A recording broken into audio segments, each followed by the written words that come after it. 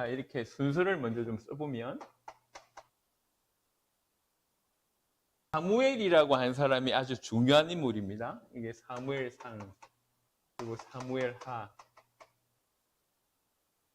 그 다음에 왕들의 얘기, 열왕기상, 열왕기하. 이렇게 순서가 되어 있고요. 순서가 되어 있고, 그 다음에 역대기는 이것을 재편집하고 주석을 단 겁니다. 그래서 역대상은 오직 사무엘 하에 대한 기록만 기록되어 있습니다. 거의 다윗에 대한 얘기고요.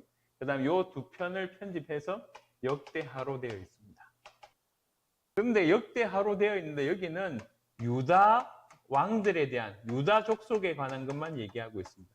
무슨 말이냐면 이스라엘이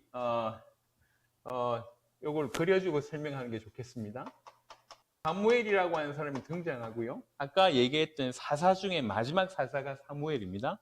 사무엘이 두 명의 왕을 요구했기 때문에 두 명의 왕을 세워요. 한 명이 사울이라고 하는 왕입니다. 이스라엘의 초대 왕이고요. 그 다음에 사울 왕을 이어서 등장하는 유명한 인물이 이 다윗 왕입니다. 그리고 다윗 왕의 아들의 이름이 솔로몬 왕입니다. 자, 요 왕들, 이 세 명은 통일 왕국이에요. 분열되지 않았습니다. 이건 지금 개론적으로 얘기를 하는 겁니다. 요 이후에 나라가 둘로 쪼개집니다. 솔로몬 이후에 솔로몬의 아들이 르호보암이라고 하는 왕인데요. 르호보암을 중심해서 10지파가 모입니다. 아니, 르호보암을 통해서 유다 지파만 이렇게 모입니다. 엄밀하게 얘기하면 여기에 베냐민 지파 일부가 약간 들어가 있습니다. 그리고 이름이 비슷한데요. 여로보암이라고 하는 사람이 왕으로 등극합니다. 여기에 10지파가 모이기 시작합니다. 그래서 이쪽 나라 이름을 북쪽에 있다, 이래서 북이스라엘이라고 얘기하고, 이쪽에는 남쪽에 있으면서 거의 유다 지파로만 되어 있기 때문에 남유다라고 얘기합니다. 그래서 성경에 보면 남유다를 줄여서 유다, 북이스라엘을 줄여서 이스라엘, 이렇게 얘기하기도 합니다. 그래서 요게 전체 이스라엘이기도 하지만 요것만 북이스라엘만 이스라엘이라고 지명하는 경우들도 훨씬 많습니다. 그리고 이 북이스라엘의 대표적인 지파 이름이 에브라임 지파예요. 그래서 북이스라엘을 에브라임으로 호칭하는 경우들이 상당히 많습니다. 이렇게 세 명의 통일 왕국이 있고 그 다음에 나라로 이렇게 쪼개집니다. 그런데 역대기는 뭔 얘기를 하고 있냐면 요렇게만 얘기하고 있는 거예요. 왜 그러냐? 요게 통해서 메시아가 나오기 때문에. 이거 필요 없다는 거지. 역대하는 이걸 기록 안 해요. 그러니까 열왕기 상하는 요 얘기를 다 기록하는데 역대하는 과감하게 탈락시킵니다. 그러니까 하나님이 원하시는 건 뭐냐? 메시아다. 이렇게만 보는 거예요. 그래서 유다 왕족만 쭉 기록하는 것이 역대합니다. 그러니까 사무엘 상에 대한 얘기는 사무엘 얘기와 그 다음에 사울 왕 얘기와 다윗 왕 일부의 기록을 이렇게 기록한 것이 사무엘 상이고 나머지 요 세 권에 관해서는 역대상, 역대하가 이렇게 주석 형태로 담겨져 있습니다. 오케이. 질문이신가요? 질문? 에브라임입니다. 이건 에브라임. 이름 비슷한 경우들이 굉장히 많아요. 네, 지금의 이스라엘은 사실은 어떻게 보면 다시 이렇게 통폐합됐다고 볼 수가 있겠죠. 근데 이제 어떻게 보면 그때 지금의 이스라엘은 요 전체를 얘기한다고 할 수 있는데 사실은 이제 요렇게 됐을 때 이건 나중에 얘기하려고 했는데 좀 말씀드리고 싶은 게 이 나라가 먼저 망해요. 아수르한테 먼저 망한다고요. 아수르한테 먼저 망하는데 이 아수르가 무슨 정책을 썼냐면 이 전체를 통치하기 위해서 여기 있는 놈 저 보내고 저 있는 놈 이렇게 보낸 거죠. 그래서 여기에 북이스라엘에 수많은 이방인들이 들어와서 이렇게 섞여 살다 보니까 지역은 이스라엘 지역인데 이방 사람들이 너무나 많이 유입돼서 이렇게 피가 흐려졌다 이렇게 보는 거예요. 그래서 여기에 수도가 사마리아입니다. 사마리아. 들어보셨겠지만 이 사마리아인데 그래서 남유다는 이 북이스라엘, 즉 이 사마리아로 대표되는 북이스라엘을 뭐라고 불렀냐면 개라고 불렀어요.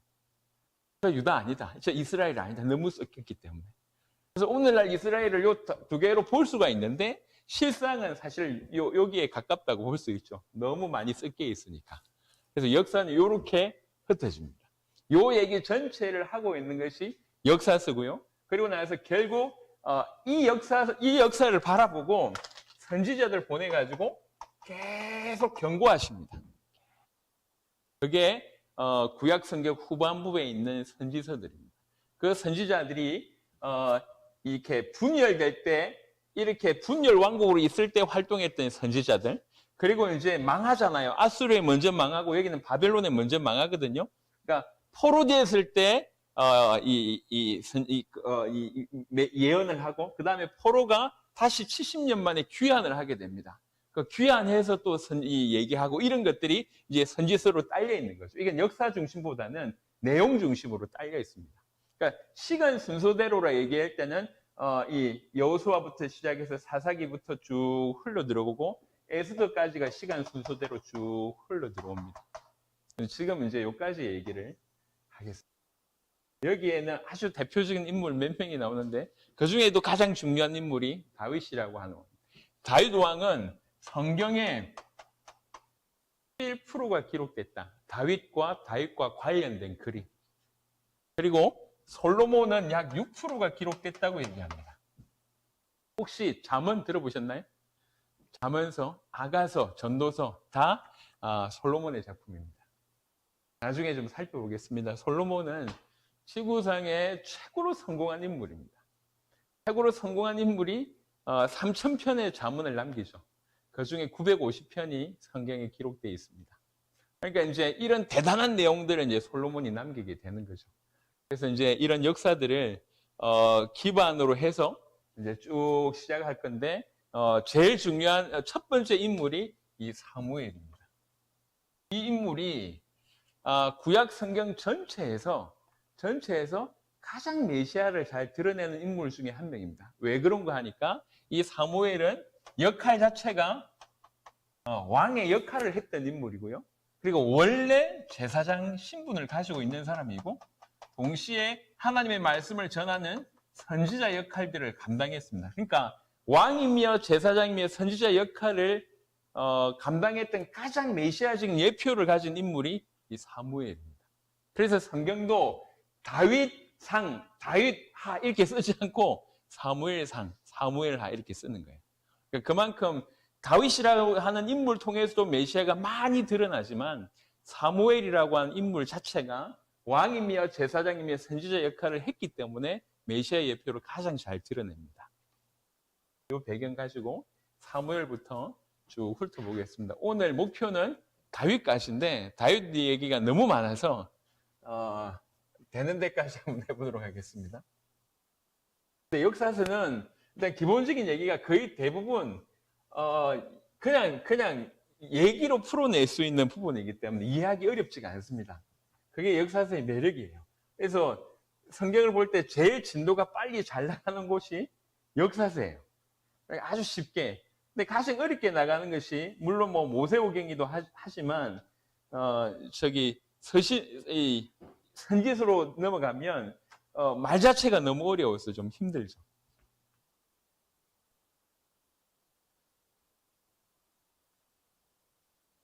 네? 자, 사무엘에 대한 얘기를 해보겠습니다. 사무엘에 대한 얘기를 몇 가지만 잠시 할 건데요. 등장인물이 몇 명 있어요. 한 명이 뭐냐면 사무엘을 낳은 어머니 한나라고 하는 사람이에요. 이게 사무엘상 처음에 딱 등장합니다. 한나는 그때는 일부 다처제 분위기거든요. 이제 남편하고 결혼을 했는데 경쟁 상대가 한 명 있는 거지. 근데 경쟁 상태는 아이를 잘 낳는데 이 한나는 아이를 못 낳는 거예요. 이게 남편은 아이 못 낳는 이 한나를 특별히 또 아끼고요. 근데 한나가 너무 억울한 거야. 아이를 안 주시니까. 지금 시대하고 다릅니다. 이스라엘의 배경에서 아이는 자기 생명인 것 같아요. 씨를 너무나 중요하게 생각하니까요. 아이가 안 나오는 거지. 그래 계속 기도하고 있는 그런 상황인데 또 한 명의 등장인물이 엘리라고 하는 대제사장입니다. 엘리라고 하는 마지막 사사라고 할 수도 있고요. 엘리라고 하는 그 제사장이 있는 그곳에 가서 한나가 막 기도하는 거예요. 기도하는데 너무 속이 터져가지고 입술은 따라 하는데 이렇게 말은 안 나오는. 그러니까 한나가 막 이렇게 기도하고 있으니까 엘리가 불러가지고 이렇게 얘기하는 겁니다. 제발 술 좀 그만 먹어라. 왜 자꾸 교회 와가지고 중얼중얼 하냐 이렇게 얘기하니까 이렇게 한나가 나는 그런 사람이 아닙니다. 너무 억울해서 내가 기도하는 겁니다. 라고 얘기하니까 이 엘리라고 하는 선지자가 오히려 이제 축복을 해주죠. 제사장이. 그래서 결국엔 하나님이 복을 내려가지고 이 한나가 하나님 앞에 서원하게 됩니다. 하나님, 만약에 나에게 아이를 주시면 우리 삼손에 대해서 얘기를 들어보셨겠지만 나실인으로 이 아이를 드리겠습니다. 소원을 합니다. 하나님께서 이 한나의 간절한 기도를 들으시고 사무엘을 낳아요. 그래서 한나가 어느 정도 대단하냐면 사무엘을 젖을 뗀 이후에 바로 엘리에게 보냅니다. 그래서 엘리가 사무엘 아주 어릴 때부터 사무엘을 돌보는 역할을 하는 거죠. 어릴 때부터 거의 젖대자마자 사무엘이 엘리의 종 역할을 하는 겁니다. 수종을 드는 일이 이제 벌어지는 거예요. 그런데 엘리 제사장에게는 아들이 몇 명, 2명 정도 되어 있습니다. 이 아들이 굉장히 불의한 아들이었어요. 여호와의 제사 드릴 때도 그 중요한 어떤 희생제물 드릴 때도 지가 취해가지고 먹고 제물을 가지고 또 성전을 이렇게 수종드는 여인을 이렇게 뒤로 가가지고 또 이제 음탕한 짓을 하고 이게 다 온 나라 소문이 난 거예요. 온 나라 사람들이 엘리한테도 얘기하는데도 엘리가 2번, 3번 이렇게 얘기하고 나서는 그 뭐 완전히 끊어내지 못하도록 하는 거죠. 결국 이 두 아들의 모습 때문에 하나님은 엘리를 치시게 됩니다. 그래서 결국 나중에 한날 한시에 다 죽게 되는 일이 이제 벌어지는 거죠. 그런 중에 죽기 전에 엘리의 밑에 사무엘이 있을 때 어느 날 밤에 갑자기 사무엘아 사무엘아 라고 얘기하는 소리가 들린 거예요. 그래서 사무엘이 밤에 자다가 일어나서 엘리 제사장 그 문 앞에 가서 주의 종이 여기 있습니다. 어찌하여 부르셨습니까? 얘기하니까 엘리가 내가 부른 적 없다니 가라. 다시 자고 있는데 사무엘이 또 사무엘에게 사무엘아 사무엘아 하는 거예요. 다시 엘리 제사장한테 가서 부르셨으니까 왔습니다라고 얘기하니까 엘리가 내가 너를 부른 적이 없다고 해놓고 엘리가 그래도 제사장이잖아요. 뭔가 알아들은 거예요. 혹시 다음에 또 너를 부르는 소리가 들리면 그 자리에서 대답해라. 주여 여기 있습니다라고 대답해봐라. 그래서 사무엘이 자고 있는데 또 음성이 들리는 거예요. 주여 제가 여기 있습니다. 그때 하나님께서 사무엘에게 말씀하십니다. 그 어린 사무엘에게 말씀하시되 엘리의 여러 가지 얘기하면서 엘리 집안이 망할 것에 대한 얘기를 쭉 합니다. 엘리가 사무엘을 불러가지고 어젯밤에 나타나셨냐 하나님께서 음성 들려주셨습니다. 뭐라고 했냐? 사무엘이 얘기 안 하려고 하니까 한마디도 빠짐없이 하지 않으면 하나님께서 너에게 벌 주기를 원한다. 그러니까 입을 열어서 사무엘이 엘리 집안에 있을 얘기를 쭉 한 겁니다. 엘리는 결국 그것을 다 받아들이게 되죠. 이러면서 하나님께서 사무엘과 더욱 함께 하시는 일이 벌어졌는데 성경은 뭐라고 얘기하냐면 사무엘의 말 한마디도 땅에 떨어지지 아니하였다. 이렇게 표현합니다. 그러니까 하나님께서 얼마나 함께 하셨는지 사무엘의 말 한마디도 땅에 떨어지지 않게 모든 이스라엘 백성들이 사무엘을 사모하게끔 하신 거예요. 그래서 사무엘이 실제적으로 오랫동안에 많은 이스라엘 백성들을 통치했고 사무엘이 어떤 통치하는 동안에 정말로 하나님께서 그 이스라엘이라고 하는 나라 전체를 든든하게 지켜주셨어요. 이게 사무엘의 이제 배경입니다. 그러고 있는 중에 이스라엘 백성들이 시간이 지나면 지날수록 계속 우리에게도 우리 주변에 있는 다른 나라처럼 우리에게도 왕이 필요합니다라고 요구하죠. 이 요구가 뭐냐면 지금까지 신정 통치였잖아요. 하나님이 직접 통치하시는 그걸 거부하고 우리는 인간이 우리를 통치하기를 원한다고 왕정 통치를 궁극적으로 요구를 한 거죠. 이건 사실은 대단한 요구사항입니다. 하나님 당신 싫습니다. 이 얘기거든요. 그 얘기를 이렇게 사무엘을 통해서 하게 됐을 때 하나님께서는 굉장히 마음이 아파하셨지만 이 백성들의 요구가 맞다. 이래서 결국 허락해 줍니다. 그래서 하나님께서 찾아 세우신 첫 번째 인물이 이 사울이라고 하는 왕입니다. 이제 성경에 동명이인이 많습니다. 자, 이 사울 왕은 이스라엘의 초대 왕입니다. 신약에 저 거슬러 올라가면 천년 넘어 거의 1000년 가까이 흘러가면 신약에 나오는 사울이 한 명 있습니다. 이 사울은 나중에 이름을 바꿔줘서 바울이 됩니다. 이게 성경에 사울 할 때 2명이에요. 한 명이 사울 왕, 그리고 이제 1000년 가까이 떨어진 후대에 나오는 바울이라고 하는 사울. 사울이라고 할 때 2명입니다. 특별한, 물론 몇 명이 더 나오기도 하지만 특별하게 알려준 사람은 2명인데 지금 얘기하는 것은 이스라엘의 초대왕 사울 왕입니다. 성경은 뭐라고 표현하고 있냐면 키가 보통 사람들보다 머리 하나가 컸다고 얘기합니다. 그리고 용모가 굉장히 준수했고 또 아버지가 기스라고 하는 사람인데 용맹스럽고 강인하고 부유한 사람이었다고 성경은 얘기하고 있습니다. 처음에 사울을 왕을 세웠을 때 처음에는 아주 일을 잘했습니다. 그리고 대성을 몇 번 거둡니다. 전쟁에서. 아주 대성을 거두면서 이스라엘 사람들이 왕 정말 잘 세웠구나 이렇게 되는 거예요. 너무 좋구나. 근데 너무 성성정구하던 사울 왕이 몇 가지 큰 실수를 하게 됩니다. 그 큰 실수가, 대표적인 실수가 한 3가지가 있는데요. 하나는 뭐냐면 전쟁하고 있을 때 이렇게 어떻게 보면 좀 고립이 된 거예요. 이렇게 고립이 됐는데 모여있던 이스라엘 백성들이 막 도망치려고 하는 거죠. 그리고 이제 적군들은 막 쳐들어오고. 근데 그때 사무엘이 그래도 같이 있었으면 이스라엘 백성들이 흩어지지 않았을 건데 이스라엘 백성들도 이렇게 사무엘도 같이 없고 이스라엘 백성들이 계속 흩어지려고 하니까 이스라엘 백성들한테 이 번제는 굉장히 상징적인 거거든요. 하나님께 제사 드리는 것이고 하나님의 뜻을 구하는 것이니까. 근데 번제는 제사장들만의 고유의 권한입니다. 이것은 하나님이 결정을 해놓으신 거예요. 근데 보니까 이 인간적인 생각이 드는 거지. 지금 적군은 가까이 오고 자기 옆에서 같이 싸워줘야 될 이스라엘 백성들은 빠져나가는 것 같고 온다고 했던 사무엘은 오지 않고. 그래서 방법을 하나 쓴 게 뭐냐면 자기가 직접 이 번제를 드립니다. 자기가 직접. 하나님이 말씀 안 하셨는데 자기가 직접 번제를 드리면 이스라엘 백성들이 도망 안 갈 줄 알고. 그래서 이런 치명적인 실수를 하고 이 번제가 끝났을 무렵에 사무엘이 등장합니다. 왕이여, 무슨 일을 행하셨습니까? 어찌하여서 범하지 말아야 될 실수를 합니까? 그래서 이때부터 사울 왕은 크게 하나님 앞에서 조금씩 길을 벗어난 일을 하게 됩니다. 또 두 번째 실수는 뭐냐면 하나님이 또 하나 말씀하십니다. 아말렉이라고 하는 민족과 전투를 하게 되는데 뭐라고 얘기하냐면 똑같이 얘기하십니다. 진멸해라고 얘기합니다. 어떤 것도 취하지 마라. 다 죽여라.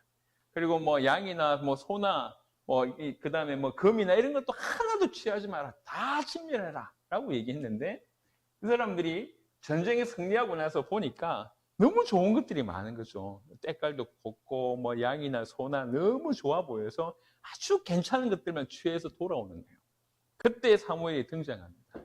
하나님이 당신에게 말씀하시지 않았냐, 진멸하라고 하지 않았냐라고 얘기하니까 이 사울 왕이 뭐라고 핑계대냐면 제사 지내려고 좋은 것만 골라왔습니다. 이렇게 얘기하는 거예요. 그리고 백성들이 싸움했던 군인들이 진멸하고 본래는 이게 전리품이 중요하잖아요. 전리품을 취하지 말라고 하니까 데모할 것 같아가지고 자, 그래서 얘네들도 데모 안 하고 제사도 잘 지내게 하기 위해서 이렇게 좋은 것만 골라왔습니다 라고 얘기하니까 그때 뭐라고 얘기합니까? 사무엘이 그런 중요한 얘기를 합니다. 하나님 말씀에 순종하는 것이 번제 드리는 것보다 낫습니다. 제사 드리고 헌금하는 것보다 하나님께 순종하는 것이 훨씬 낫습니다 라고 하는 얘기를 합니다. 그러면서 하나님께서 당신을 버렸습니다 이렇게 얘기합니다. 탈락됩니다. 그리고 났는데 사울 왕 다음에 등장하는 인물이 누구냐면 다윗이라고 하는 사람이 등장해요.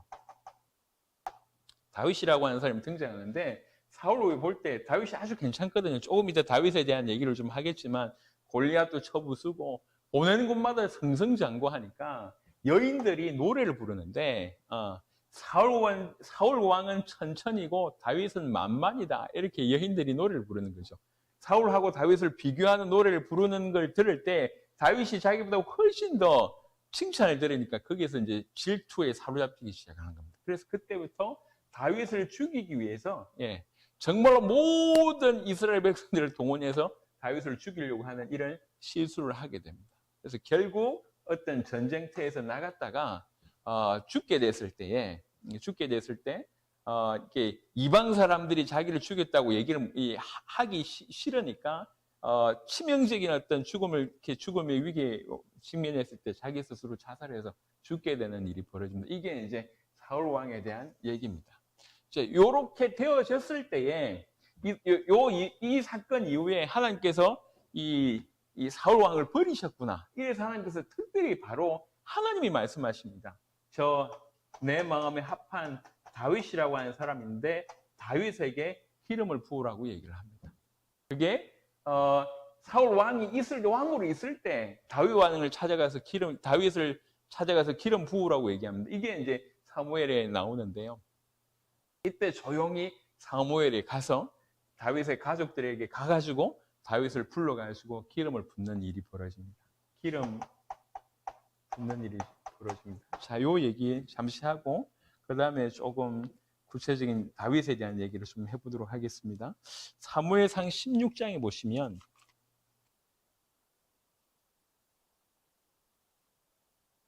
사무엘상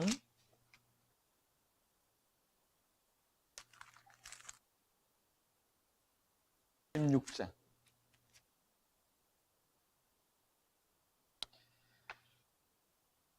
12절부터 보면 11절 사무엘상 16장 11절부터 보겠습니다.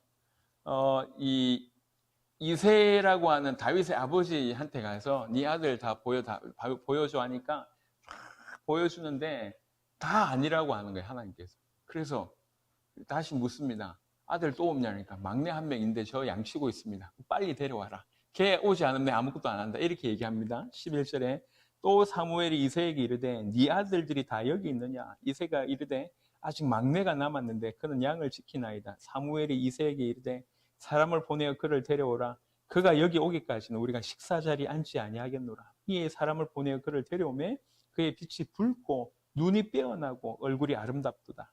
여호와께서 이르시되 이가 그니 일어나 기름을 부으라 하시는지. 하나님이 일방적으로 선택하신 인물입니다. 다윗. 사무엘이 기름 뿔병을 가져다가 그의 형제 중에서 그에게 부었더니 그날 이후로 다윗이 여호와의 영에게 크게 감동되니라. 사무엘이 떠나서 라마로 가니라. 아주 사실은 위험한 상황입니다. 사울이 두 눈이 시뻘겋게 뜨고 있잖아요. 그런데 기름 붓는다는 얘기는 왕으로 세운다는 얘기인데 완전 반역입니다. 그럼에도 불구하고 하나님의 뜻에 따라 사무엘이 가서 아주 어린 다윗에게 기름을 붓는 그런 이제 일이 벌어졌죠.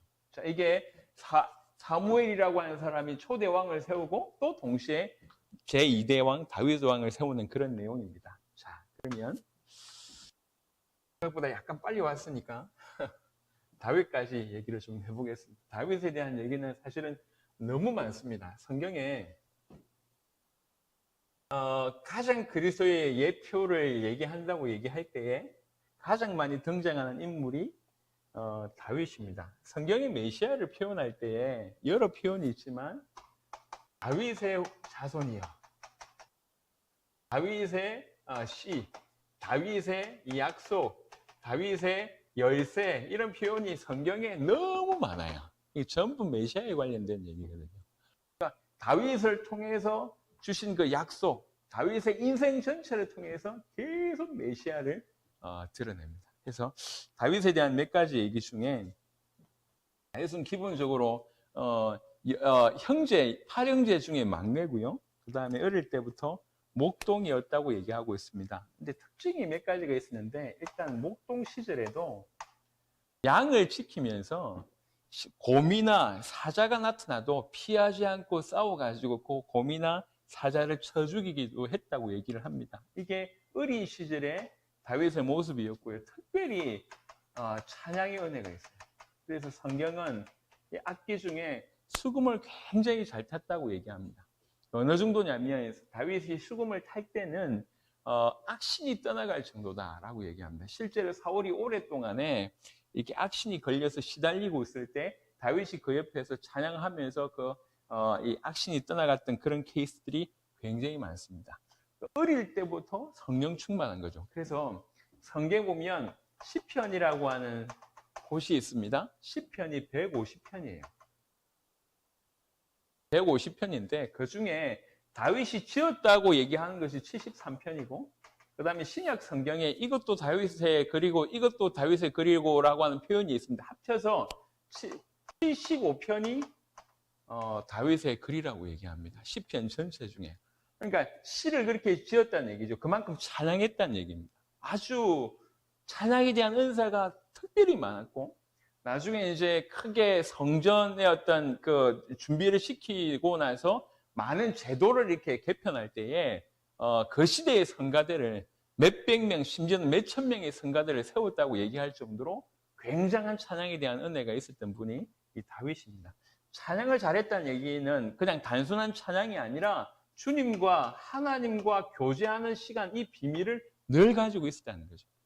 여호와는 나의 목자시니 내가 부족함이 없으리로다. 시편 23편 같은 게 다 다윗의 고백이거든요. 그만큼 그냥 노래 잘했다, 시를 잘 썼다 이 얘기가 아니라 그만큼 하나님과의 교제하는 비밀을 가지고 있었습니다. 자, 그러다가 결정적인 사건이 등장합니다. 그 유명한 이제 골리앗과의 사건이 이제 벌어져요. 자, 이게 어떤 일이 벌어지냐면 이제 이스라엘 백성들하고 사무엘상 이게 17장의 이제 배경인데요.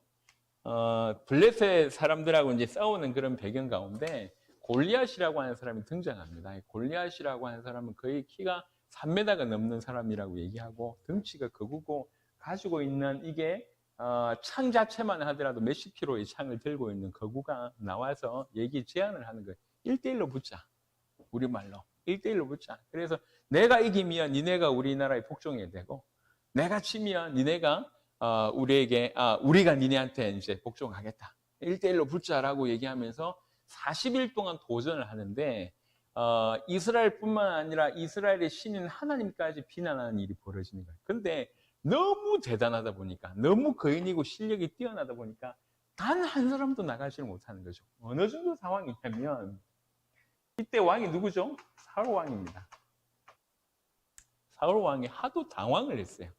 그래서 뭐라고 얘기하냐면 쟤 이기면 내 딸 준다. 쟤 이기면 내 딸 주고 수많은 재산 주겠다고 그러는데도 아무도 나가지 않는 거죠. 자, 이런 배경 가운데 이 다윗의 형들이 몇 명 있잖아요. 형들 몇 명이 이제 군인으로 복무하고 있었나 봐요. 그래서 다윗 아버지 이새가 불러가지고 다윗한테 불러가지고 저 형들 잘 있는지 보고 오고 이 음식 좀 갖다 주라. 이렇게 해서 다윗이 그 음식 갖다 주려고 형들한테 가다가 그 골리앗이 비난하는 얘기를 들은 거예요. 비난하는 얘기를 듣고 저게 뭐라고 표현하냐면 할례받지 못한 저 이방인이 어떻게 여호와 이름을 모욕하느냐. 이래가지고 너무 이제 어분이 생긴 거죠. 그래가지고 얘가 뭐라고 얘기하면 지원을 하는 거야. 내가 죽이겠다. 이렇게 지원을 하니까 이게 소문이 어느 정도 들렸는지 사울 왕이 아예 다윗을 불렀어요. 사울 왕이 불러가지고 생각을 해보세요. 그때 당시에 이 다윗이 군인으로 차출이 안 됐을 정도니까 어린 나이일 거 아니에요. 몇 살인지는 잘 모르겠어요. 근데 어린 나이라는 거지. 아예 갓난쟁이는 아니고 곰하고 사자하고 싸우고 이겼을 정도니까 청소년 정도는 되지 않았을까. 학자들 간에 의견이 좀 분분하지만 그런데 이 어린아이가 골리앗을 싸워서 이기겠다고 하면 상식적으로 왕 정도 되면 그게 말도 안 되는 소리 다 해야 될 거 아니에요. 근데 너무 갈급하니까 뭐라고 얘기하냐. 싸울 수 있겠냐? 이길 수 있겠냐? 이길 수 있겠다고 하니까 사울왕이 자기 갑옷을 벗겨줍니다. 이거 입고 가라고. 근데 입어보니까 사울왕이 원래 키가 크잖아요. 덩치가 크잖아요. 이 옷이 안 맞아. 그래가지고 이렇게 옷 벗고 이 다윗이 가면서 조약돌 5개 들고 이제 들어갑니다. 물맷돌 던지려고 들어가면서 저는 사실 읽을 때마다 굉장히 은혜되는 내용이 있는데요. 17장 드디어 싸움을 붙게 됩니다. 17장 이렇게 딱 이 골리앗 앞에 다윗이 나타나니까 골리앗이 보니까 기가 막히거든. 그래서 하는 말입니다. 17장 41절부터 블레셋 사람이 방패든 사람을 앞세우고 다윗에게로 점점 가까이 나가니라. 그 블레셋 사람이 둘러보다가 이렇게 둘러본 거예요. 다윗을 보고 업신여기니 그가 젊고 붉고 용모고 아름다움이라. 이제 이 말은 우리말로 쉽게 얘기해서 아주 어리고 앳되다는 얘기죠. 이게 뭐 아무것도 할 줄 모르고, 근데 손에 심지어 창도 없네, 칼도 없어요. 그래서 블레셋 사람이 다윗에게 이르되 네가 나를 개로 여기고 막대기 가지고 왔냐? 네가 나를 개로 여기고 막대기 가지고 내게 나왔느냐 하고 그의 신들의 이름으로 다윗을 저주하고, 그 블레셋 사람이 또 다윗에게 이르되 내게로 오라. 내가 네 살을 공중의 새들과 들짐승들에게 주리라 하는지라. 이렇게 이제 블레셋 골리앗이 비웃는 거죠. 근데 사실 저는 이거 읽을 때마다 참 다윗의 믿음이 너무 닮고 싶은 거예요. 다윗이 뭐라고 하냐면, 다윗이 블레셋 사람에게 이르되 너는 칼과 창과 단창으로 내게 나온다. 네가 나오는 것은, 네 무기는 뭐냐? 칼과 창과 단창이다. 그게 너의 무기다. 하지만 나는 만군의 여호와의 이름, 네가 곧 모욕하는 이스라엘 군대의 하나님의 이름으로 너에게 나아가노라. 이름이라고 한 것은 그 사람, 그 이름으로 불리는 그 사람, 그 존재의 속성, 본질 전체를 뜻합니다. 그러니까 이름으로 나간다는 얘기는 이 하나님으로 나간다는 거죠. 모든 전능하신, 전지하신 모든 것 대신 그분을 붙들고 내 나간다, 그런 뜻입니다. 나의 무기는 하나님이다, 이 얘기예요. 너의 무기는 창이고 나의 무기는 하나님이다, 이렇게 얘기하는 겁니다. 오늘 여호와께서 너를 내 손에 넘기시리니 내가 너를 쳐서 네 목을 베고 블레셋 군대의 시체를 오늘 공중의 새와 땅의 들짐승에게 주어 온 땅으로 이스라엘에 하나님이 계신 줄 알게 하겠고. 그냥 이긴데 이 얘기가 아닙니다. 하나님께서 틀림없이 이유 있는 것이다. 온 땅에 하나님이 계신 줄 내가 알게 하겠다. 그러면서 가는 거예요. 이게 중요한 거예요. 내가 승리했다, 이게 아니에요. 온 땅에 하나님이 정말 살아계심을 내가 알게 하겠다. 보세요. 이게요, 큰 얘기인데요. 지금 이스라엘 민족 전체가 있잖아요. 이스라엘 민족 전체가 40일 동안 꼼짝없이 있는데 그들에게 없었던 믿음, 그거를 다윗이 가지고 있었어요. 하나님의 선택한 민족이라고 생각하는 이 민족 전체도 뭐가 없었냐? 정말 하나님은 살아계시다, 이게 없는 거예요.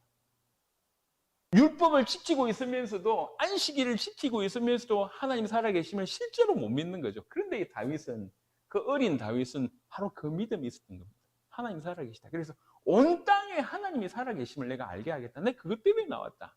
나의 무기는 하나님이다. 너는 칼과 단창이지만. 그래서 틀림없이 네 목숨을 나에게 줄 것인데 왜 그러냐? 하나님 살아계심을 알게 할 것이기 때문에 그렇다. 그러면서 47절에 이 말씀이 중요합니다. 여호와의 구원하심이 칼과 창에 있지 아니하다.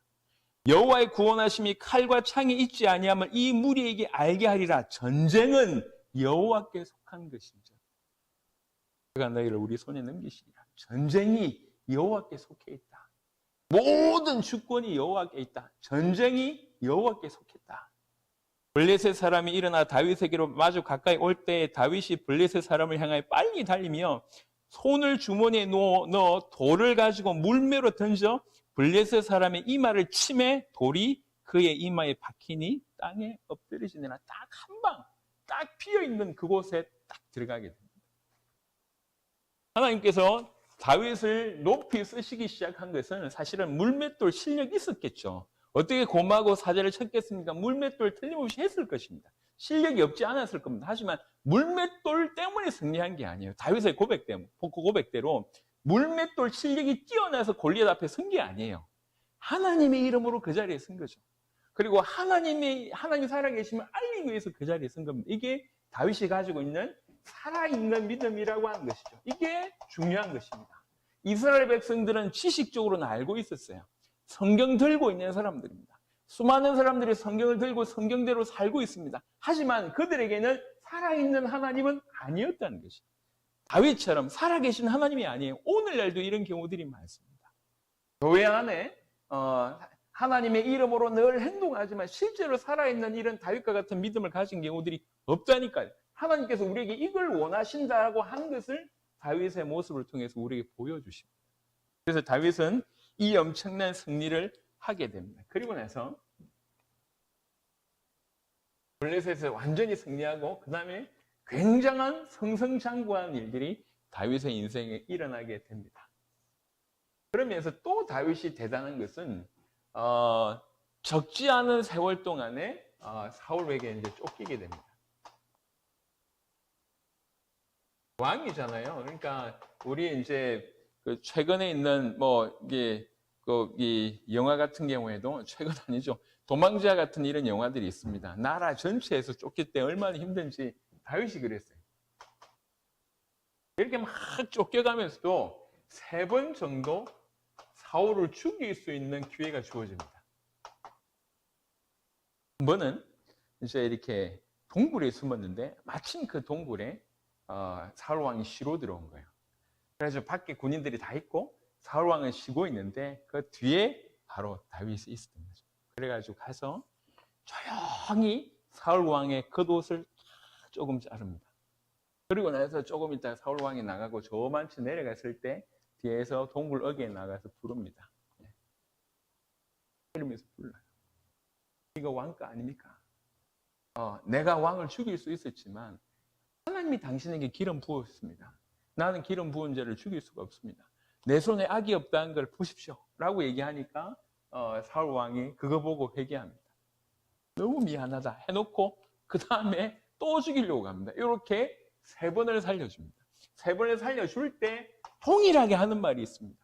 하나님께서 이 사람을 기름 부었다. 그래서 나는 죽일 수가 없다. 이게 다윗의 중심입니다. 그러니까 철저하게 무슨 중심이냐면 하나님 앞에서 이걸 가지고 코람데오라고 얘기합니다. 데오, 하나님 앞에서. 저기 우리 고신대학 가면요, 딱 들어가면 정문 앞에 이렇게 큰 바위 위에 이렇게 써 있습니다. 코람데오. 하나님 앞에서라는 거예요. 이게 무슨 말이냐? 신전의식이라는 거지. 늘 하나님 앞에서라고 하는 것을 의식하는 그런 삶이라는 거죠. 이 다윗이 그런 삶을 살았습니다. 그래서 자기를 죽이려고 그렇게 쫓아다니는 사울 왕을 3번 죽일 수 있었는데도 불구하고 절대로 안 죽이고 끝까지 하나님의 주권을 인정하는 것이 이 다윗입니다. 그러니까 우리 주님이 이 땅에 오셔서 십자가를 지신 것은 어떤 것입니까? 십자가를 지신 것은 우리를 위함이기도 하지만 이건 뭘 뜻하냐면 하나님 앞에서 절대 순종을 뜻하는 거예요. 완전 순종을 뜻하는 거예요. 그 모습이 다윗에게 많이 녹아져 있어요. 그러니까 하나님이 없으면 이해 안 되는 삶이 다윗에게 많았던 거죠. 골리앗 앞에 설 때는 사울을 죽일 때도 하나님이라고 하는 것들이 늘 전제되어 있지 않으면 이해가 안 되는 거예요, 이게. 근데 하나님의 일이라고 하는 것이 정말로 전제될 때는 이 삶이 진짜 삶이라. 이게 다윗의 모습을 통해서 그런 것들이 나옵니다. 그리고 나서 이제 먼저는 이게 그러다가 사울 왕이 이제 죽게 되죠. 사울 왕이 죽게 되면서 이 사울 왕을 따르는 무리가 있게 되고 그 다음에 다윗을 따르는 무리가 있게 됩니다. 그래서 처음에는 이 나라가 분열되기 전입니다. 이렇게 분열 왕국의 모습이 아니고요. 유다 중심으로 한 7년 동안 다윗은 왕 노릇을 하게 되고 이후에 7년 이후에는 이스라엘 모든 지파가 이제 이 다윗에게 몰려옵니다. 그래서 이스라엘의 모든 왕으로 이렇게 진행하게 됩니다. 그래서 수십 년 동안 이스라엘을 다스리는 그런 일들이 이제 있게 되는 것이죠. 이게 어떻게 보면 다윗이 조금 승승장구하던 모습 그런 중에 치명적인 실수를 또 하게 됩니다. 그 얘기를 잠시 해보겠습니다. 왜 그러냐면 이렇게 정말 하나님을 의식하는 이 부분에서도 배울 게 너무 많지만 또 한편으로는 이런 모습 중에도 아주 치명적인 모습들이 우리한테 주신 메시지가 굉장히 높습니다. 역사서를 자세하게 보면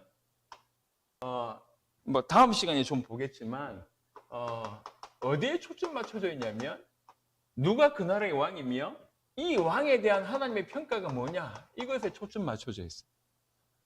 그러니까 왕에 대한 얘기들을 이제 북이스라엘, 아까 두 나라로 흩어졌잖아요. 북이스라엘은 19명의 왕이 나오고, 그다음에 남유다에는 20명의 왕이 나와요. 근데 반드시 그 왕에 대한 얘기를 길든지 짧든지 이렇게 얘기하고 나서 끝에는 뭐라고 평가했냐면, 이 왕은 여호와 보시기에 선했다, 이 왕은 여호와 보시기에 악했다라고 하는 평가가 항상 들어갑니다. 항상. 그러니까 그 나라의 그 이스라엘 전체에서 주님이 누굴 보고 있냐면 다스리는 왕에 대한 얘기를 하고 있습니다. 그 왕이 하나님 앞에 선했을 때 나라가 아주 평안했고, 그렇지 않았을 때 나라가 악했음을 얘기를 쭉 하고 있습니다. 그런 와중에 이스라엘의 역사, 모든 역사에 있어서 최고의 왕이 누구냐? 다윗 왕입니다. 최고의 왕이 다윗 왕인데, 이 다윗 왕도 큰 실수를 하게 되는 일이 이제 벌어집니다. 그 실수가 누구냐? 바세바라고 하는 사람이에요. 이 사람에 대한 얘기를 짧게 해보겠습니다. 이스라엘이요, 가보니까 이런 형태로 예루살렘이 이렇게 돼 있어요. 이렇게 돼가지고 집들이 이런 식으로 돼 있어요. 왕궁이 여기 있다고. 뭐가 보이냐? 밑에 집들이 보여요. 이렇게. 어느 한 날은 전쟁 중인데 왕이 출전하지 않고 신하들만 출전한 상태에서 왕이 왕궁에 이렇게 있는데, 하필 내다보는 중에 여인이 목욕하고 있는 걸 봐요. 이건 제 사담입니다. 다윗이요, 이런 표현이 좀 그렇긴 하지만 이 여성에 관한 부분들이 굉장히 좀 많아요. 그래서 이 아내들이 엄청 많습니다. 그리고 그 아내들에 대한 어떤 집착이라고 얘기해야 되나, 이런 게 많아요. 예를 들면 사울 왕의 딸 같은 경우에도 결국은 다른 사람들한테 뺏겼거든요. 다른 사람한테 뺏겼는데도 불구하고 나중에 꼭 찾아옵니다. 그러니까 이제 젊었기 때문에 그런지 모르겠지만 꽤 그런 게 많아요. 아마 그런 게 좀 틈이 됐는지 모르겠는데, 이를 보니까 바세바라고 하는 여인이 목욕을 하고 있거든. 바세바를 부릅니다. 그래가지고 바세바를 범하는 일이 벌어져요. 범하는 일이 벌어졌는데 하필 이 바세바가 임신을 하는 거예요. 바세바의 남편이 누구냐? 우리야라고 하는 사람이에요. 성경에 보니까 우리야를 뭐라고 평가하고 있냐면 다윗에게 아주 뛰어난 용사들이 몇 명 있는데요. 그 중에 이 우리야는 용사 30명 안에 드는 인물입니다. 장군, 그러니까 이 군대 조직 중에 30위 안에 들 정도로 뛰어난 인물이에요. 바세바를 범했는데 바세바가 임신했는 거죠. 그 임신 소식을 다윗 왕께 전달합니다. 그러니까 이 다윗이 생각할 때 부끄러운 일이 됐잖아요. 큰일 났다. 이래가지고 전쟁 중에 있는 우리야를 불러냅니다. 그래가지고 술을 먹이고 빨리 집으로 가라고 하는 거죠. 근데 우리야가 너무 충성스러우니까 술 마시고 집에 안 가요. 내 동료들 다 전쟁하고 있는데 내가 어떻게 지금 집에 가서 우리 아내를 안을 수 있냐. 그래가지고 술 마시고 왕궁 문 앞에서 자는 거예요. 그래서 그 다음날 다윗이 또 설득합니다. 그래 또 술을 마시게 하고 기쁜 마음으로 빨리 집에 가라고 하는데 여전히 또 성전, 이렇게 왕궁 앞에서 문에서 자는 거예요. 제가 볼 때 우리아가 대단한 충직한 인물인 것 같아요. 도무지 안 되겠구나. 얘는 절대로 지금 자기 집에 가서 잘 애가 아니구나. 그래서 우리아를 원래 전쟁터로 보내고 우리아의 상전한테 편지를 씁니다. 가장 치열한 곳에 우리아를 내보내고 그 다음에 나머지는 빠져나가라. 이래가지고 전쟁하는 중에 싹 빠져나오는데 우리아가 그래서 이제 죽게 되는 이제 일이 벌어지는 거죠. 이래서 결국 완전 범죄로 끝날 것 같았는데 이런 가운데 하나님께서 나단이라고 하는 선지자를 보냅니다.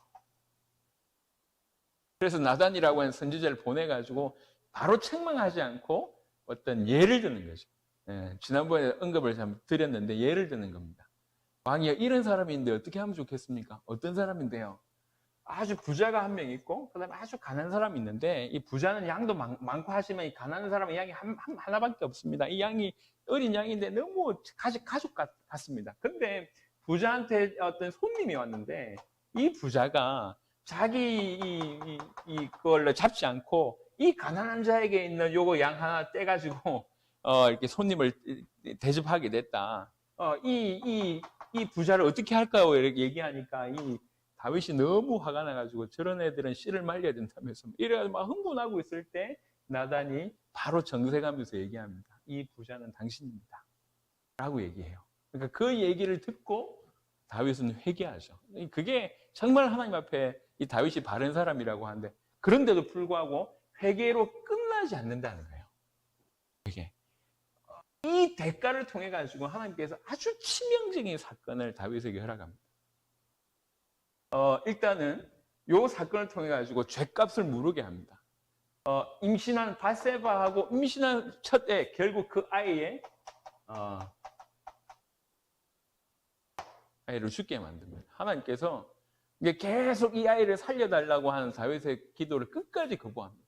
죽게 만들고요. 그 다음에 뭐라고 나단이 그때 얘기하냐면 네 아내들 모든 사람들 앞에서 네 아내들이 다른 사람 남자한테 범해지는 그런 일이 벌어질 것이다. 이렇게 얘기해요. 그래서 이 다윗이 이 사건 이후에 크게 몇 가지가 있는데 하나는 자녀들의 문제가 발생하기 시작합니다. 첫째가 암논이라고 하는 이 애가 있는데 아내가 여러 명이니까 자녀가 여럿일 거 아니에요. 이 암논은 여기에서 난 애인데 그러니까 이 배달은 누이 동생 다말이라고 하는 사람을 짝사랑한 거죠. 그래가지고 암논이 어느 날 꾀를 너무 아프다 누워 있는데 나를 좀 위로해 주려고 나한테 과자를 좀 구워주려고 하는 사람으로 다말을 좀 보내달라고 병문안 와 있는 아버지한테 다윗한테 부탁합니다. 그래서 다윗이 다말을 불러가지고 암논 가서 네 오빠 좀 도와줘라. 이래가지고 이제 과자를 구워서 들어갔는데 이 암논이 다말을 붙들고 강간을 합니다. 하면 안 된다. 그냥 아버지한테 공식적으로 얘기하면 나를 당신의 이 아내로 줄 건데 왜 이러냐. 그래도 그냥 범하죠. 근데 암논이 다말을 범한 이후에 마음이 싹 돌아서는 거예요. 그래가지고 아예 쫓아내버립니다. 그러니까 다말이 범한 것도 잘못이지만 이렇게 나를 쫓아보내면 이게 더 큰 실수다. 제발 그러지 말라고 하는데 이 암논이 쫓아냅니다. 이 다말의 오라비가 압살롬이라고 해요. 이 다말이 울면서 쫓겨나잖아요. 압살롬이 그때부터 칼을 갈기 시작합니다. 칼을 갈기 시작해요. 그래서 일정 시간 이후에 몇 년이 지난 후에 어떠한 일로 결국 압살롬이 암논을 죽이는 일이 벌어집니다. 형제가 형제를 죽이는 일이 벌어지죠. 그래서 이걸 보고 다윗이 너무 화가 나잖아요. 압살롬이 도망갑니다. 근데 다윗의 시내가 계속 압살롬을 용서해달라고 얘기를 하는 거죠. 그래서 압살롬을 결국 나중에 용서하게 됩니다. 근데 압살롬이 그때부터 조금 더 이상한 생각을 하는 거죠. 그래서 압살롬이 이 애가 인물이 잘났대요. 그래서 많은 사람들이 재판을 받기 위해서 이제 다윗한테 몰려올 때 사람들이 많을 거 아닙니까? 그러니까 압살롬이 이 왕궁 앞에 서서 오는 사람들을 계속 친절하게 상담해 준 거예요. 조치해 줄 거 조치해 주고. 이스라엘의 마음이 점점 압살롬한테 가게 된 거죠. 그래서 결국 압살롬이 반역하게 됩니다. 어느 정도 반역하게 되냐면 다윗이 신발을 못 신고 도망칠 정도로 반역하게 됩니다. 그래서 압살롬이 반역해서 나라 전체를 할 때 다윗이 정말 불이 나게 왕궁을 놔두고 도망갈 때 자기의 몇 명을 그 왕궁에 놔두고 도망가게 됩니다. 압살롬이 들어왔을 때에 그 압살롬을 섬기는 신하들이 얘기합니다. 당신이 이 땅의 왕이라고 하는 것을 백주에 보여줘야 되지 않냐. 그래서 왕궁 위에 모든 사람이 볼 수 있도록 흰 천만 해놓고 자기 아버지의 첩들을 모든 사람들 앞에서 범하게 하는 일을 하는 거예요. 그러니까 완전히 어떻게 보면 조금 심하게 행동을 하는 거죠. 상처를 보여주고. 그러니까 다윗은 안 볼 때 바세바를 범했다고 하면 자기 아내가 백주에 모든 사람들 앞에 범해지는 것을 보게끔 그렇게 하는 거죠. 그래서 압살롬이 반역해서 결국은 다윗이 죽을 수밖에 없는 위기까지 쫓겨났는데도 하나님이 결국 다윗을 붙잡습니다. 그래서 다시 이 반역을 정리하게 되고 그 반역 정리할 때 압살롬은 죽게 됩니다. 그래서 다윗의 바세바 사건 하나 때문에 오히려 왕이 된 이후에 계속 어려움이 생깁니다. 그러다가 마지막 실수가 뭐냐? 인구를 조사합니다. 이 인구조사는 그 인구조사한 게 뭐가 잘못됐습니까? 이것보다 인구조사한 동기가 뭐냐면 내 힘이 어느 정도 되냐 요거 파악하기 위한 거죠. 그걸 하나님이 하신 거예요. 그래서 인구조사한 다윗에게 또 선지자가 찾아옵니다. 셋 중에 하나 선택해라. 셋 중에 하나 선택해라. 내가 어떻게 질병 내릴까? 셋 중에 하나 선택해. 라고 얘기할 때 하나님이 직접 심판해 주십시오. 그래서 3일 동안에 전국에 온역이 생기게 됩니다. 오늘날로 얘기하면 바이러스죠. 그래서 7만 명이 죽게 됩니다. 다윗의 인구조사로. 그래서 오히려 왕이 안 됐을 때는 정말 실수 없이 승승장구했는데 왕이 되고 나서 다윗의 어떤 밧세바의 범함을 통해 가지고 계속 어려움이 이렇게 생겨지게 됩니다. 그럼에도 불구하고 전반적으로는 하나님께 영광 돌리는 그런 일들을 했던 인물이 다윗입니다. 자, 여기서 이 밧세바 있잖아요. 근데 하나님 기가 막히죠. 이 밧세바하고 난 첫째 아들 죽잖아요. 둘째 아들이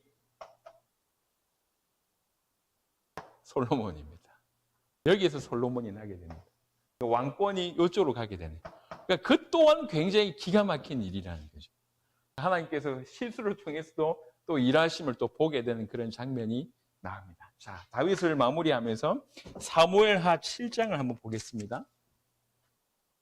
이건 하나님의 약속 중에 최고의 약속 중에 하나다. 그래서 다윗 언약 이렇게 불리기도 합니다. 사무엘하 7장 12절부터 16절입니다. 사무엘하 7장 12절부터 16절. 네 자손이 네 수완이 차서 네 조상들에게 함께 누울 때에 내가 네 몸에서 날 네 씨를 네 뒤에 세워 그의 나라를 견고하게 하리라. 여기 보면 요 약속을 이해할 때 한 가지 얘기를 하고 말씀을 드리면 더 좀 도움이 될 것 같은데요. 하나님 이스라엘의 역사를 통해서 역사하시고 이스라엘 역사 안에서 행하시면서 약속을 주실 때는 항상 거의 이중적이었습니다. 무슨 말이냐? 지금 여기서 약속을 하잖아요. 바로 앞에 보면 이 사건에 대한 얘기이기도 하면서 궁극적으로 오실 메시아에 대한 얘기도 같이 이어서 합니다. 그래서 지금 사무엘하 7장의 약속 같은 경우는 표면적으로는 솔로몬 얘기하는 것 같아요. 하지만 이면적으로는 메시아 얘기를 하는 거예요. 약속이 항상 이렇게 이중적으로 들어있습니다. 자, 7장 12절. 네 몸에서 날 네 씨를 네 뒤에 세워 그의 나라를 견고하게 하리라. 그는 내 이름을 위하여 집을 건축할 것이요 나는 그의 나라 왕위를 영원히 견고하게 하리라. 나는 그에게서 아버지가 되고 그는 내게 아들이 되리니 그가 만일 죄를 나를 범하면 내가 사람의 매와 인생의 채찍으로 징계하려니와 내가 네 앞에서 물러나게 한 사울에게서 내 은총을 빼앗은 것처럼 그에게서 빼앗지는 아니하리라. 네 집과 네 나라가 내 앞에서 영원히 보존되고 네 왕위가 영원히 견고하리라 하셨다. 보면 솔로몬 얘기하는 것 같으면서 좀 메시아 얘기하는 것 같은데 특별히 16절 같은 경우에는 이건 100% 메시아에 관한 얘기입니다. 그래서 한 사건을 통해서 이 사건 이면에 결국 메시아에 대한 초점을 계속 넣는 것이 약속입니다. 그래서 이 약속을 근거해서 이스라엘 백성들은 약속된 메시아가 오는데 다윗의 후손으로 와서 다윗의 왕국을 이룰 것이다. 다윗과 같은 아주 견고한 왕국을 이룰 것이다 라고 이해합니다. 그래서 이 말의 의미를 영원한 하나님의 나라라고 하는 의미인데 이 말을 알아듣지 못하고 이스라엘이라고 하는 나라 자체가 부강할 것이다 라고만 이해한 것이 예수님 당시의 메시아의 사상이었어요. 그래서 메시아가 오셔서 막 기적을 일으킬 때는 좋았는데 십자가 지시니까 이게 두 손 두 발 다 들은 거예요. 어떻게 메시아가 저주를 받지? 이래서 다 도망간 겁니다. 약속된 메시아라고 하면 우리나라를 부강시켜야 되는데 저 약속된 메시아가 말이 와가지고 십자가 짓고 이렇게 죽어가니까 십자가 진다는 얘기는 나무를 진다는 얘기는 저주의 어떤 모습이거든요. 어떻게 우리를 구원할 메시아가 저주를 받을 수 있어? 그건 아니야. 이래가지고 대부분 이스라엘 백성들이 이제 거부한 거죠. 지금도 사실은 기독교가 십자가 때문에 예수님을 믿는 반면 유대교는 바로 십자가 때문에 예수님을 메시아로 거부하는 거예요. 예수님이 십자가 지신 것 때문에 우리의 죄 때문에 저주받으셨다고 믿기 때문에 우리는 이 예수님을 믿는 거라고 하면 유대인들은 똑같은 이유를 가지고 어떻게 메시아가 저주를 받을 수 있어? 이건 말이 안 돼. 이렇게 보는 거예요. 그래서 지금도 예수님을 메시아로 인정하지 않고 있는 겁니다. 여하튼 이렇게 해서 다윗에게 이런 약속을 주시고 그 약속이 몇백 년 계속 흘러가서 결국 예수님을 통해서 이제 성취되게 됩니다. 그래서 다윗에게는 이런 약속이나 아니면 하나님 앞에서 어떤 하나님과 함께하는 어떤 동행의 모습이라든지 어떤 상황이 왔을 때도 이 다윗이 가장 잘한 것 중에 하나는 뭐냐면 하나님의 말씀을 들고 오는 선지자 앞에서는 비록 자기가 왕이지만 그게 하나님 말씀이다. 그럼 100% 엎드려서 순종하는 모습이 있었습니다. 특별히 나단이라고 하는 선지자가 왔을 때 잘못을 지적할 때 왕이 얼마든지 선지자 죽일 수 있는데도 불구하고 하나님 말씀이다. 그러면 탁 엎드렸던 이런 모습이 있습니다. 자, 이게 사무엘 하까지의 내용입니다. 사무엘 하까지. 그리고 열왕기부터 시작해 열왕기 상부터 이제 그 이후에 솔로몬 때부터에 대한 얘기들이 쭉 이어지는데요. 열왕기 안에도 내용들이 사실은 굉장히 많고 왕들에 대한 얘기도 많고요. 열왕기 안에서 가장 주목할 만한 인물들이 또 등장하는데 그게 이제 들어보셨겠지만 엘리야나 엘리사라고 하는 선지자가 그때 등장합니다. 이 엘리야와 엘리사를 통해서 우리에게 주신 메시지가 많습니다. 역사서를 통해서 그냥 이스라엘 역사가 이러했구나 그게 중요한 것이 아니라 이스라엘 역사 때 이런 일이 벌어졌구나 그게 중요한 것이 아니라 이런 인물이 일어났구나 그게 중요한 것이 아니라 그 인물과 그 사건과 그 역사를 통해서 우리에게 구원의 길을 제시해주고 있다는 거죠. 오직 메시아를 드러내고 있다는 거죠. 이것을 기억하시면서 더욱 풍성한 구원의 복음 속에 들어가는 저와 여러분 되시길 바랍니다.